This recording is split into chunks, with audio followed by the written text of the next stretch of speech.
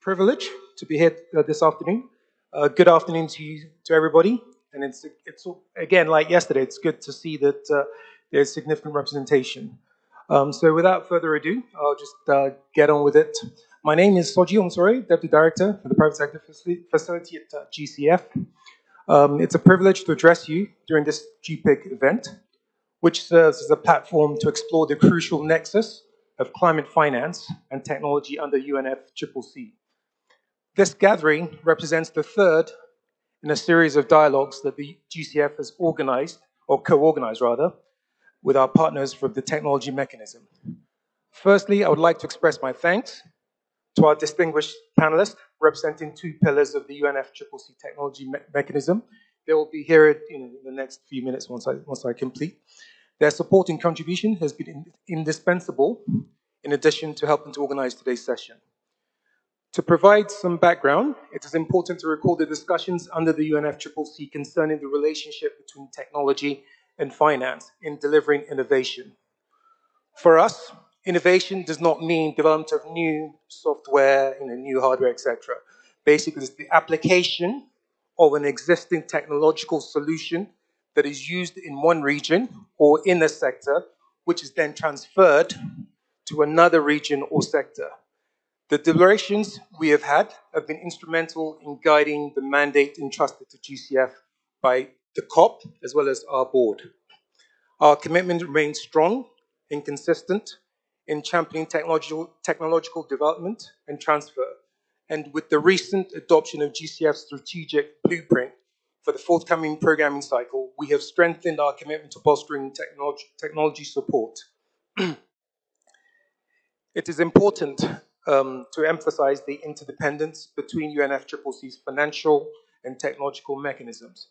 This interdependence is pivotal in addressing the climate challenge we face. At the core of this relationship is an overarching objective, which is to mobilize private sector investments, thereby harnessing the immense potential of new technological innovations. The private sector stands as a key pillar of this transformative change required, with the potential to help convert national strategies into delivery of impactful and market-oriented actions. The potential benefits provided by technology and financial mechanisms, many of which will come from the private sector partners, will be critical in helping to mitigate and solve the climate challenge. Investment gaps, where private sector can access early stage financing and project preparation funding for pioneering technologies that have yet to achieve commercial viability, offers significant opportunities. Likewise, the development and scaling of novel business models that support climate initiatives can pave the way for greater capital flow and driving impact. So, in conclusion, the integration of finance and technology is not only critical, but absolutely necessary to address our pressing climate issues.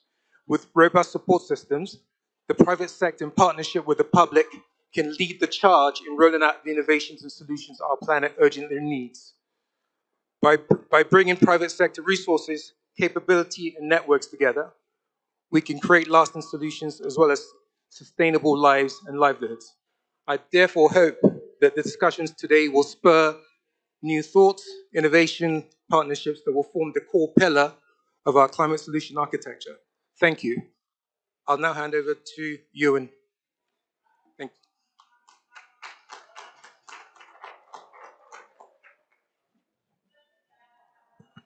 Thank you very much, Soji. And good afternoon, ladies and gentlemen. Just to briefly introduce myself again, Ewan Lowe in the Division of Mitigation Adaptation of the GCF, looking after the energy sector portfolio. I think Soji has very clearly articulated the need that we have in bringing technology transfer as part of the solutions that we need to be implementing and the interface between technology and finance. So I'm just going to go straight into inviting Ms. Arista Ningram, who is the manager at UNFCCC. Would you like to come and prepare your presentation? So Arista has an experience as a chemical engineer, has worked in developing renewable energy projects, has also been working very much in government, and now in the UNFCCC Climate Change Secretariat in Bonn has been working really on how we can be bringing technology transfer into the mainstream.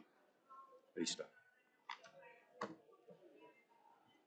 Good afternoon, and thank you very much for staying here with us in the last session of the plenary. I would like just to give, before we go into the discussion of the panelists, I would like just to give a brief presentations on what is technology mechanism. I think you have heard that the Green Climate Fund and Global Environment Facility are the operating entities of the UNFCCC financial mechanism.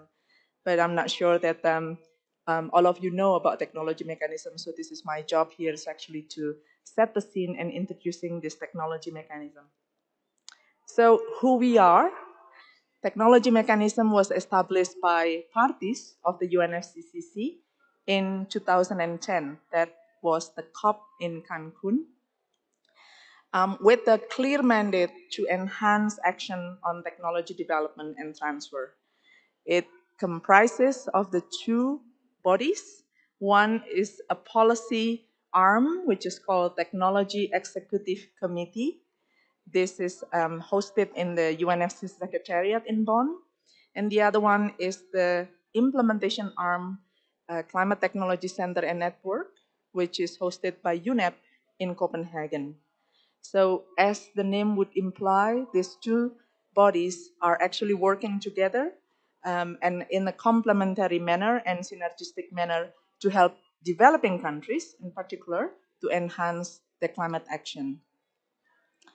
So what we do, as mentioned before, the Technology Executive Committee is the policy body, so it works a lot in developing the policy recommendations on technology issues. It produces the knowledge product, we call policy briefs, the climate technology publications, convening technology stakeholders in terms of expert dialogue, and so on. We also collaborating with the financial mechanism, the UN agency, as well as the other bodies set up by the convention. The Climate Technology Center and Network works to provide the technical assistance as requested by developing countries. To date, there are around 430 technical assistants on technology from 110 countries. The CTCN also work to develop capacity and networking, as well as the share knowledge and provide the collaboration. At the moment, the CTCN network members reach over more than 800 members. Just a little bit on the priorities or the strategic directions of technology mechanisms in the next 5 years.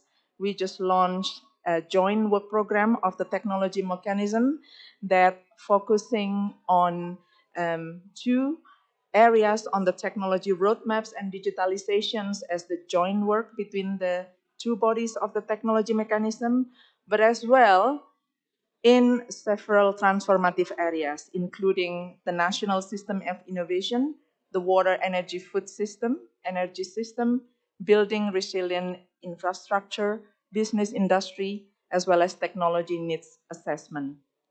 And I would like to explain a little bit for those of you who may not be familiar with the technology needs assessment. This is a process that's again established by the UNFCCC parties for developing countries to set and identify and set their prioritized technology.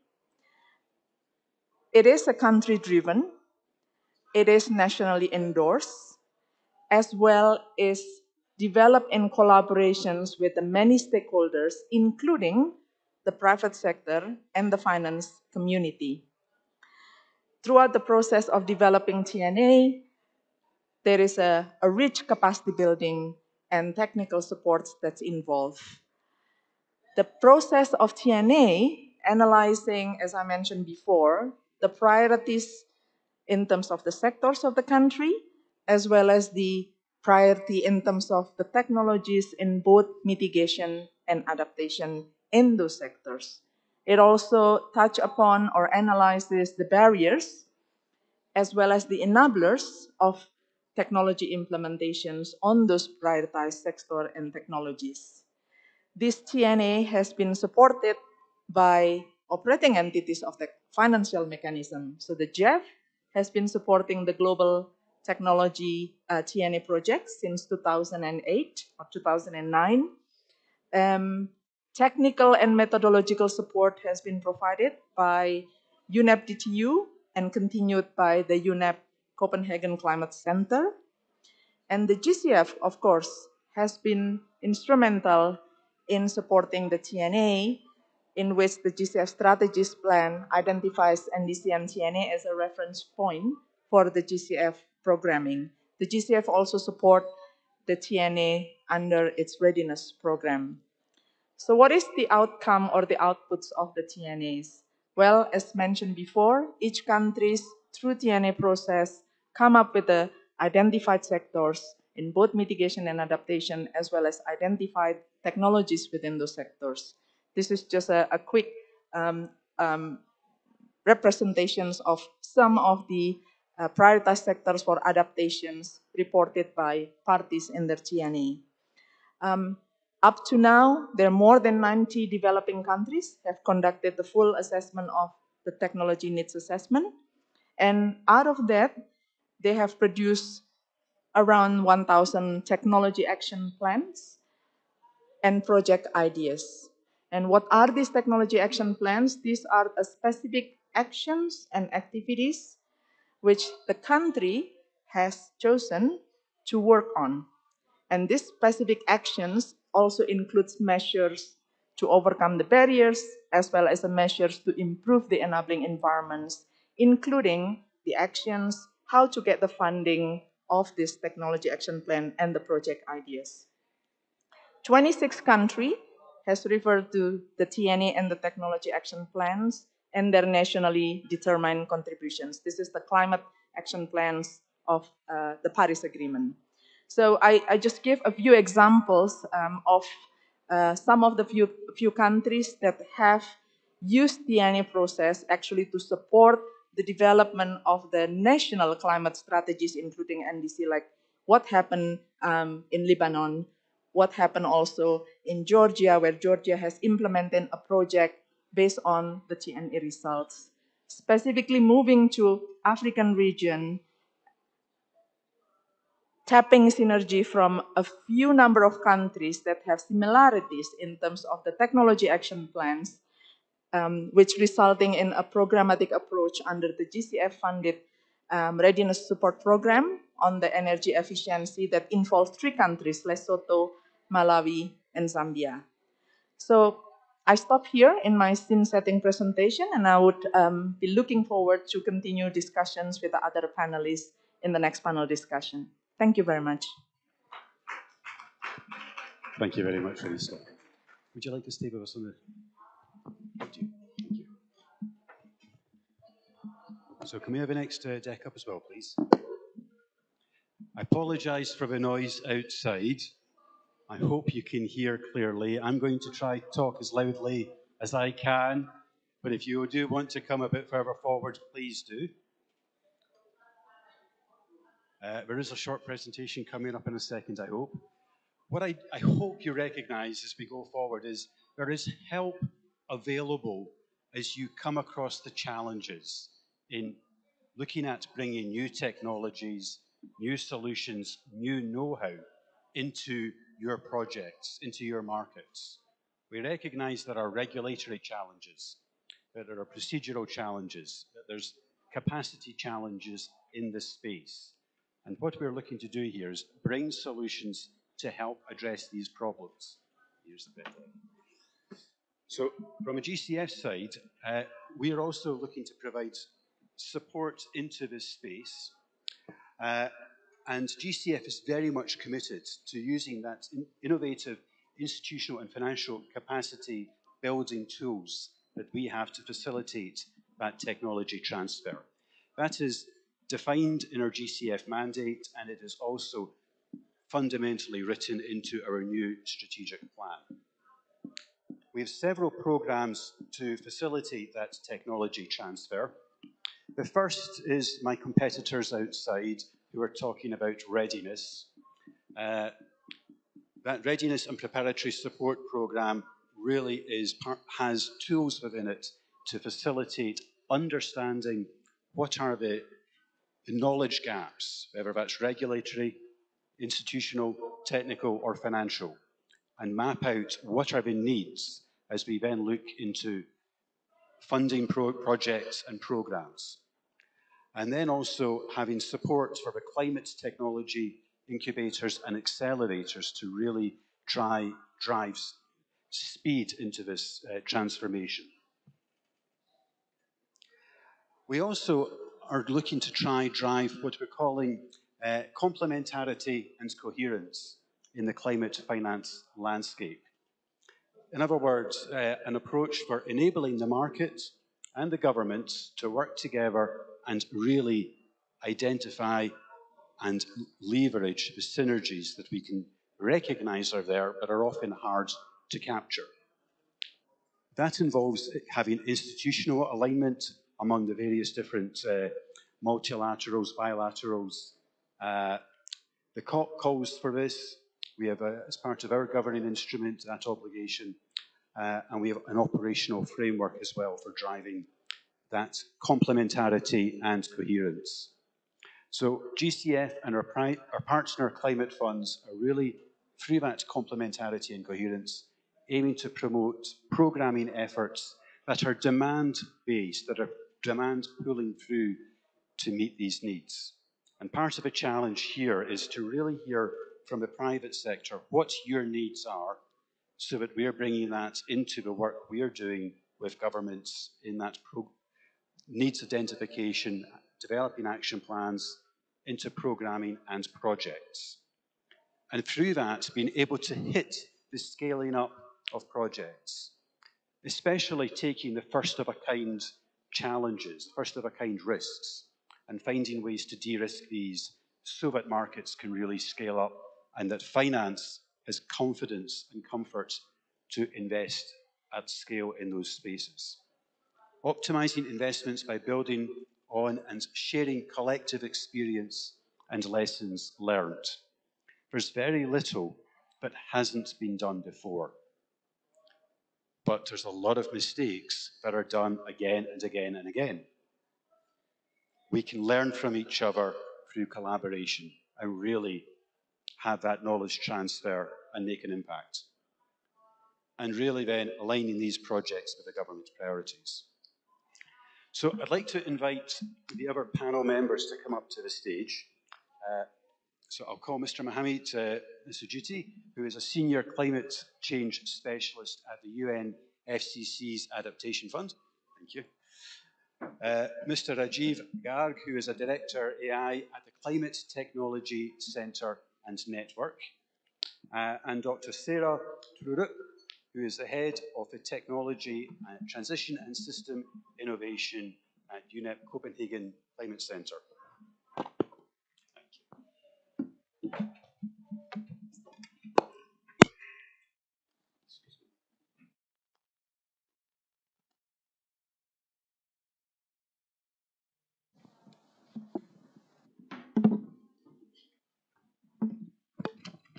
So thank you very much for joining us here today. Really, I think the question that the audience really want to hear and understand is how can we use what each of your respective organizations are doing to help them to really de-risk the technology transfer, whether that's at the regulatory, policy, institutional, technical, financial levels, to really be able to make impact in this space. And I'm going to maybe start by talking first of all to Arista and ask, in terms of what you're doing, the current technology needs assessments and technology action plans, we understand include engagement with private sector as one of the key stakeholders. So how can they reach out and interface with you? What are the benefits that they can achieve through that private sector engagement with you? And how can that really enhance what they're looking to do. And can you maybe talk about that based on some of your policy work as well? Thank you. Thanks very much. And just continuing from what I mentioned in my intervention earlier, that the TNA and as well as Technology Action Plan has already embedded the priorities and the needs of a country. So in itself, the exercise has already been done in a way that this information is available for the private sector to use, knowing right away where the directions that the government is intending in terms of the technology priorities and technology needs. So that's one thing. And secondly, this is a business opportunity for countries because the TNA is available in almost 100 countries globally, as well as this is opportunity for collaborations and networking with the country level. And why? Because in each of the country, there is already a focal point, already an entry point, the government representative that you could go to and speak about these opportunities. So you don't, it's available, it's publicly available, it's known, and therefore you don't need to search for information, which ministry, which department, but rather go directly to the TNA focal point and starting to have discussions on the business opportunities. Another benefit is that because the Technology Action Plan already embedded the priorities of the countries, this would already reduce the risk because of the well-identified needs and exercise that have been done by the government in consultations with the relevant stakeholders. And I think this is also quite important for the private sector, knowing that the technology projects that they're interested to be doing, whether this is going to be successful or have more potential of successful because of its alignment with the government policies and objectives on technology. And last but not least, we all talk about the Paris Agreement here. And as I mentioned before, a lot of technology action plans and the outputs of TNA has already been used by the government itself to as part of the National Climate Plan, the NDC in particular. So this is a way for the private sector to engage directly in contributing to the implementations of the Paris Agreement and achieving the goals of the Paris Agreement. Thank you. Just let me ask a very practical question first. How can the private sector participants here today actually access that? Is there a window, is there a portal that they can reach through to communicate? How to communicate with the UNFCCC, with the UNFCCC, with the technology needs assessment focal points? Well, it is practical. I mean, for the TNA focal points, the information is available. It's actually hosted by the global TNA projects. In addition to that, there is also technology focal points where the information who are available also in the UNFCCC website. So there are two entry points. One is on the TNA and the other one is also on the technology focal points, which we call a national designated entities. So these are the key government's representatives that the private sector may wish to talk about if they are interested in investing or looking for the opportunities to invest in technology projects. Maybe I turn to Mr. Rajiv now and just ask from the Climate Technology Centre and Network, through implementing your technical assistance services and the GCF readiness support, what are some of the key lessons that you've seen have been learnt and some of the success when it comes to connecting the climate finance and the climate technology needs? And then what's some of the barriers that you've seen? And also, what kind of incentives can the CTCN and the technology mechanism offer to business and companies to maybe address some of those bottlenecks and barriers? Thank you.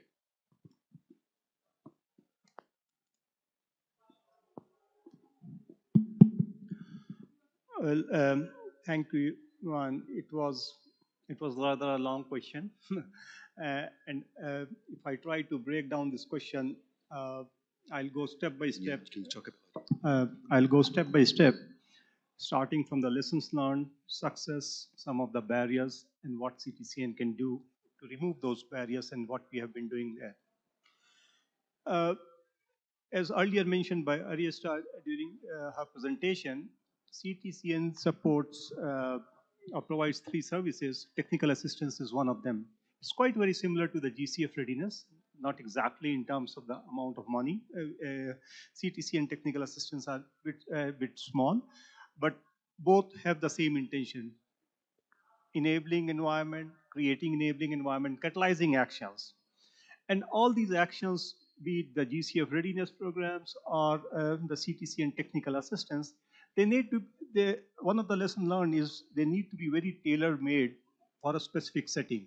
One size fits all does not work. Each country has a different requirement, and specifically when you're going at a local level, at a grassroots level of implementation, things change completely and your solutions have to be tailor-made.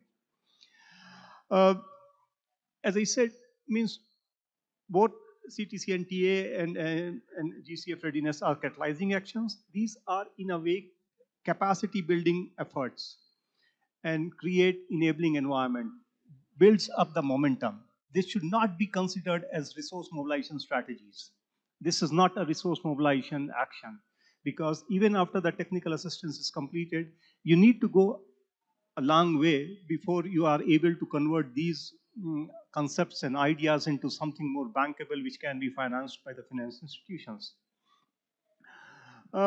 And we have various examples on that, and we see that once a technical assistance is finished, we take something from the TNAs, we still have to go a long step before converting it to a bankable project. With respect to the private sector, means we need to educate and bring this to the attention to the private sector that the work which is done by the technology mechanism are actually de-risking actions. We are trying to de-risk technologies. We are trying to provide better environment so that the private sector can go in and start investment without the risk of, okay, a policy failure or a policy change. Successes, we measure success in different manner, in terms of what is the kind of finance leverage once technical assistance has been delivered. Out of the GCF readiness program, which the CTCN undertook, we had already developed some kind of 18 concept notes and ideas which are ready to be taken forward, means the last mile still has to be developed. One of the important success stories which we find from some of the technical assistance and specifically GCF readiness programs is they help develop national systems of innovation based on that. Well, barriers, they are big barriers. Small size of the market, is a barrier. Making a business case is a barrier, specifically for adaptation technologies. Governance issues are barriers. But what we can support, the CTCN can support the private sector on, we are there to listen to the private sector. The private sector can come to us. They can ask us questions. They can point out the areas where they would require the intervention. We can basically facilitate them as a matchmakers, making them interact with the government and try to remove the barriers and create more enabling environment for them to go in and start doing business. Thank you. Thank you very much, Rajiv. So maybe now, if I could just turn to Mohammed and just ask the adaptation funds, the role of the private sector in mobilizing adaptation finance to support technology uptake, diffusion, is something we've spent a lot of time talking about yesterday and today. Can you just maybe share a couple of examples of how you see the adaptation fund has been able to support that technology transfer and innovation, and what kind of opportunities can the adaptation fund offer to the private sector? Thank you. Yeah, thanks, Yuan, and first of all, thanks for having us. I mean, this is the first time the adaptation fund attends the climate investment conference, the private investment conference. And you just allow me just to share a couple of of information about adaptation fund. I'm sure that most of you don't know what we do because we haven't been involved much in private sector, but on adaptation we have been operating under the UNFCCC and we have been created under the CMP. Last year we have celebrated our 15 years. So over the last 15 years we have been supporting countries to adapt to climate change. So the portfolio is about 100 billion, not 1 billion, I'm saying, $1 billion dollars, and that support about 100 countries. Now, most of our funding is grant-based, so we don't provide other instrument than grant. Now, in terms of technology on adaptation, we have been doing a lot, and thanks for having the CTCN here. We have been working with the CTCN over the last few years on adaptation, on technology for adaptation. So under the current medium-term strategy covering the period 2023-2027, and the previous one, which was 2018-2022, we have created a new window called innovation. So under this window, we provide funding to mostly countries to access funding to test new ideas of innovation in adaptation. So if they have, for example, some ideas that can leapfrog their adaptation ambition, they can access this funding to do so. Now, the interesting part of this window is that it allows non-accredited entities to adaptation fund to access funding, and that's an innovative instrument for us because so far we have been operating mostly with our implementing entities. And through that road, we have two modalities. One is through a global aggregator on innovation, and one of the aggregators is implemented by UNFCCC, and the other one is implemented by UNDP. So under this aggregator, some small-scale stakeholders like CSOs or some private sector on the ground can access up to 250,000 to test some of the innovative ideas on adaptation. And we have good success stories so far. I mean, with the CTCN, we have been implementing one project in Mexico where the stakeholders and the local indigenous people have been able to scale up some of their knowledge in terms of, for example, how to best use water management in the dry land. For example, how they can. One innovative idea is to have a folk cultures. For example, water scarcity is very important. Is very high in this region. So through the innovative ideas, they manage at least to continue their livelihood, which is agriculture. With the UNDP, we have another example of project that has been implemented in Zambia, which is a portable dam. So as you know, some of the region in this East Africa are prone to flash floods. And with this portable dam, they can at least prevent this very flash flood, which are not predictable, right? So that has been quite successful, and now they are scaling up to other countries. So we believe that with this kind of ideas, we can at least test some of the innovative ideas on transformation and on innovation, and it has been successful so far. So we think that the private sector can scale up some of these ideas, and we hope that with the CTCN and the UNDP, we can expand this kind of experience. So lastly, maybe I can share a window that we have just created under the new medium-term strategy, which looks at how transformative ideas on adaptation and including technology transfer can be done with local stakeholders. As you know, the Adaptation Fund has been piloting the direct access modality, and we're working with local actors. So for example, if a local community, and it can be an MSME, or it can be a local actor that is not public, they can, for example, access some funding from us through this aggregator or through the large grant for innovation to do so. So, I mean, we do have some experience on that, but we're really happy to be part of this conversation and to hear from the private sector what the Adaptation Fund can do further to be active in this area. And yeah, I will stop here. Thanks. Thank you very much, Mohammed. That's really helpful, and I think very insightful. I'm going to now just turn to Sarah and ask from UNFCCC's activities. You're currently implementing the Global Technical Needs Assessment Programme, which is financed by the GEF. our sister operating entity of the UNFCCC financial mechanism. With its new phase launching, how do you see the GEF's global TNA programme offer opportunities for connecting the technology solutions and the climate financing? And what would that mean for our audience, the private sector? Thank you so much, and thank you for the invitation to be here today. It's a great pleasure also being part of what I hope is starting a dialogue on how we can move forward on this really important subject. So, speaking in my capacity of being responsible and leading the Global Technology Needs Assessment project, which is, as you say, rightly funded by one of the financial mechanism operating entities, the Global Environment Facility. We have, through this project, supported around 100 developing countries from 2009 until this date.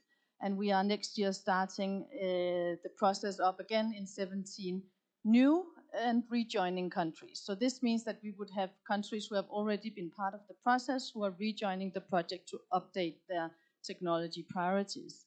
And just to explain a bit how we run this project and how we work with governments in countries. We have the project as a country-level project where it's led by a national entity founded in the government. So this means that we work with the government who works with national sectoral working groups and national stakeholders.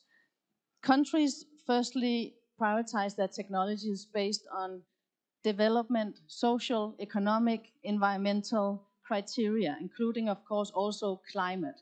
But this means that the priorities set forward through this process reflects the actual needs at the national level. Oftentimes, climate is not the first and foremost priority, but it's a co-benefit of implementing a technology that has side benefits and have large, for example, employment creation opportunities. Through the process, we build capacity in countries. So we have capacity building initiatives throughout the process that enables countries, enables governments to lead the process themselves with stakeholders. And once countries have prioritized their technologies for mitigation, for adaptation, typically in the energy, transport and waste sectors for mitigation, in water and agriculture sectors for adaptation, then countries go on to identify what are the enabling conditions required for transfer, diffusion and uptake of these technologies. And we call this identification of enabling frameworks, but it's also really an identification of the market conditions that make the technology work.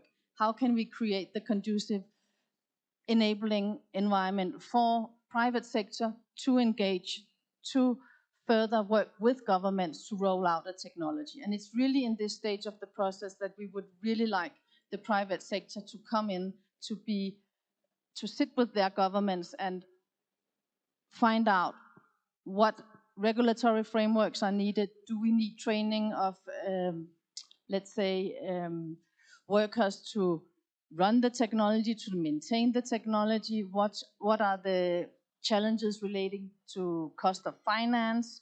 Do we need regulatory frameworks that can actually enable private sector to go in and work to further diffuse the technology in a certain country? So what we hear here today, yesterday at the climate summit, and also here is that we need to lower the cost of capital. We need to create infrastructure that makes the technologies work. And I think, or we think, that governments play a key role in this, but we need to have partnerships, we need to have dialogues between the private sector and the governments to make this work.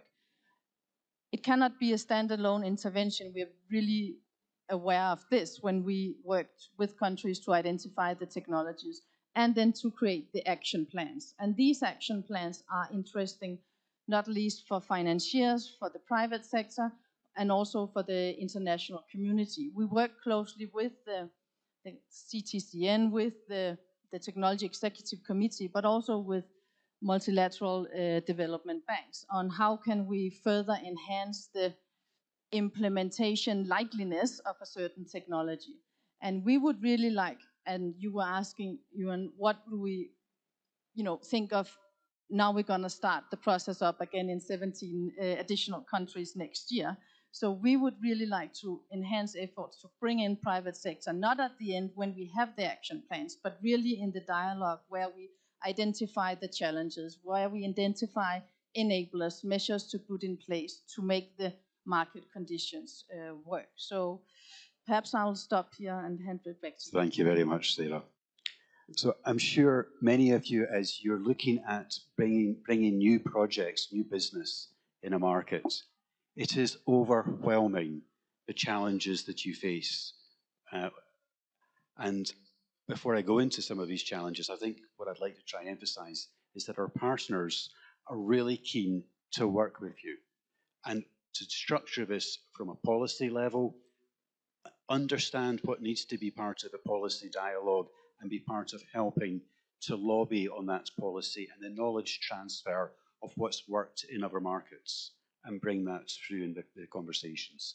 But also then as you bring that down into laws and regulations, into standards, building institutional capacity, technical capacity, financial capacity.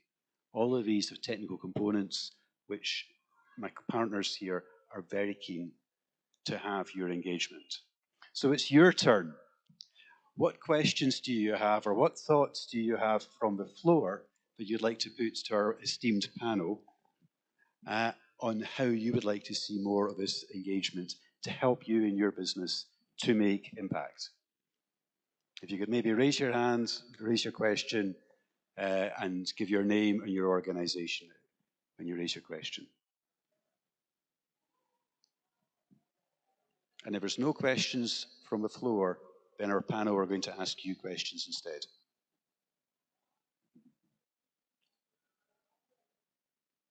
Everybody's very shy. The question over here, thank you. There's a microphone right behind you. Good afternoon, everyone. Good afternoon. Good afternoon. I know it's the last session, but it's a very important topic that we're having. My name is Masiki Malat. I'm the CEO for ASEC, that stands for Association of Startup and SME Enablers of Kenya. So we're a network organization bringing together more than 120 entrepreneur support organizations that are really working with entrepreneurs, right from ideation, commercialization of the solution, growth stage, and even scale up. I love these discussions that we're having because moving from investments to impact. So most of the work that we actually do is identify innovators across the country, and more so in the green and circular economy, and then now trying to build out their business model, link them to finance and also markets. The biggest barrier has always been on one, accessing the right type of knowledge when it comes to now building the right type of products and services that are in line with circularity principles, or also are embedding the green principles within. One thing that has actually emerged in the Kenyan ecosystem is the ESG, right? But if you look at the number of experts in the ESG sector, we're also lacking in that. And that is, I think, a very strong requirement that is coming from investors, that you must be ESG aligned. But then now, if you look at the startups who are now they're highly innovative and they're using technology and they're rapidly growing, they do not have that technical expertise within to actually build an ESG related kind of business, or embedding those principles even within their own governance structure. So that was one. The second one is also on the financing. Most of the investors are always focusing on large ticket sizes, so $500,000 and above. But if you really look at the huge demand, it's actually below 500,000 and below. So between 50,000 USD all up to 500,000. And there's a huge portfolio of these kind of startups, and most of them also are bankable because they're also in the growth stage phase. And all they just need is that capital injection to just help them move from one milestone to the other. So my question is looking at financing. Are you looking at developing more tailored investment packages? And then also, even as an investor, because you really have a strong community of tech experts or energy efficient experts or ESG related experts, are you willing to also bring that on board as you're also providing the financing to these startups? And then also looking at the bigger part of, are you ready to also fund or even pay incubators and accelerators for doing the technical assistance. Because remember, investment is coming in because there's a proven business model. They have shown you the numbers, they have shown you the market share, and they have also been able to identify that opportunity. Now, the incubators are taking actually the high risk in terms of capacity building them up to a level where they have a bankable and investable business, and even sometimes providing seed capital. And it's actually a tune of maybe $50,000 to 100,000, depending on the incubator or the accelerator. So, are you also willing to set aside a small fund to actually, fund these incubators and accelerators who are already doing the pre-risk investment for the startups that you want to actually now fund at a larger scale? And that also touches on SMEs as well, because they do fit in that value chain. Thank you. That's a great question. Thank you. And I think it's really relevant for much of our audience. So I'm going to challenge the panel with that. Maybe if I could ask Aris to start and then Rajiv to comment. Do you want to start? Or okay, Rajiv? Well, I'll start with your second question with regards to incubators and setting up incubators. In CTCN, we did for the last 3 years, we had something called the Youth Innovation Program. And as part of the Youth Innovation Program, we selected, we asked for it was an open invitation. We asked for these new incubators to apply for it. We selected a few from each region, means from LAC, from Asia, from Africa, from the MENA region. We provided a kind of a 3 weeks direct training to them, and this was to train them how to turn their product into something which is more marketable, how they can reach to the market. Attempts were also made to analyze the country situation and advise them that what kind of business setup they should be looking at. What are the kind of registrations, what are the kind of things they need to do before they start jumping into the business. We also tried to matchmake them with some of the angel investors, right? So this is again, this is one thing which we are going to take forward in the coming years, on how as CTCN we can play a better role in matchmaking and bring these startups more closer to angel investors, so that some kind of investment goes into it. We don't have a program which directly funds these incubators or accelerators, as you call. But if you remember, I remember seeing a slide which Yuan was saying, means the GCF is coming up with a program on incubators and accelerators. So probably that is one area where things could be tapped in. And definitely, and this is coming out from the COP decisions, we have been asked to work very closely with the GCF on the programs of incubators and accelerators.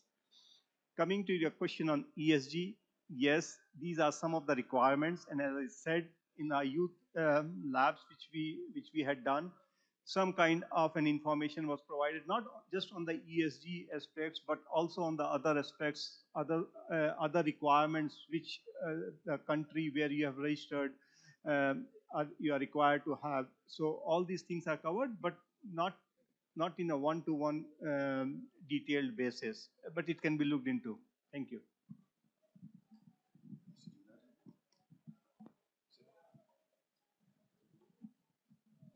Yeah, well, maybe I can just say something about the Adaptation Fund Climate Innovation Accelerator, which is an incubator itself, but it's an incubator that is managed by implementing entities. I was saying UNFCCC and UNDP, and this program, although it doesn't target only private sector entities, it's accessible to them.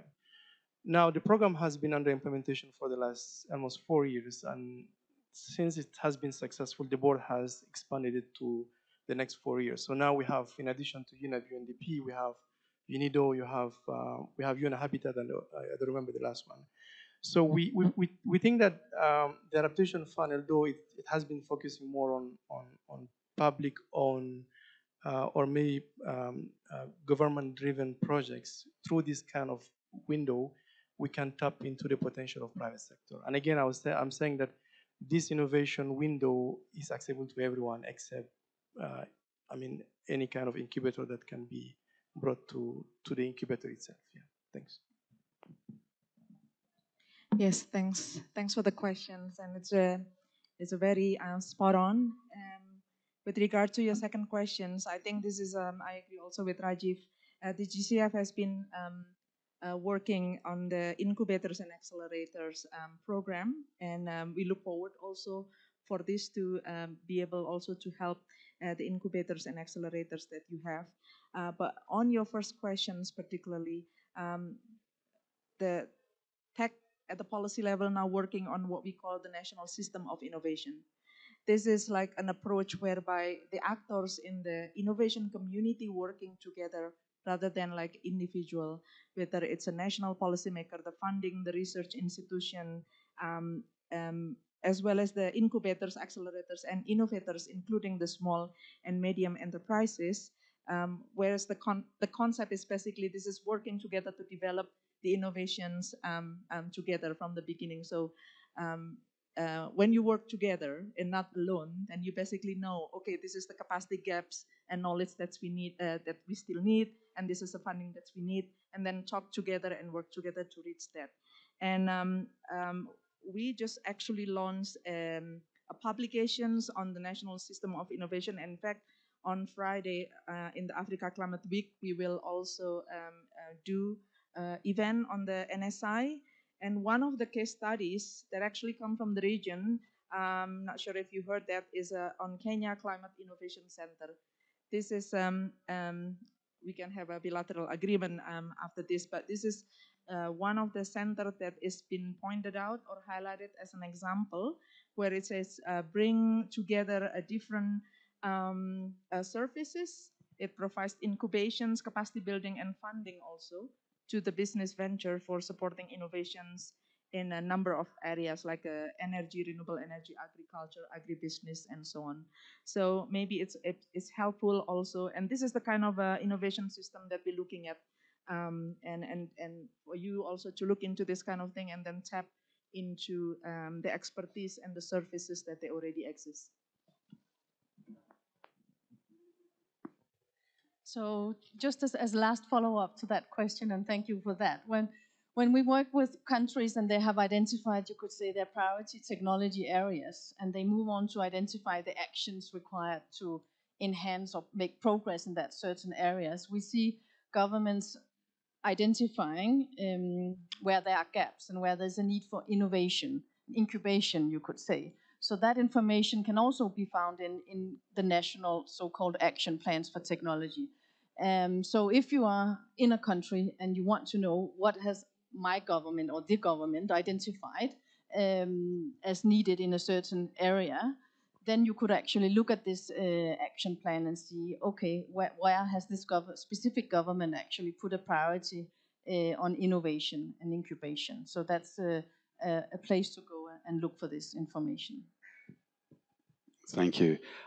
The clock tells me that we are unfortunately out of time. I know there's a question here, there's another question at the back. I'm going to have to ask you to catch the panel afterwards. But I think the key message we'd like to ask you to take away is that the United Nations FCC, the UNFCCC's Adaptation Fund, the Technology Subdivision, UNEP, are all here because they want to let you know that they're here to help you. And they're keen to engage with you and help in these conversations to de-risk this space, to make impact. So, unfortunately, we've run out of time.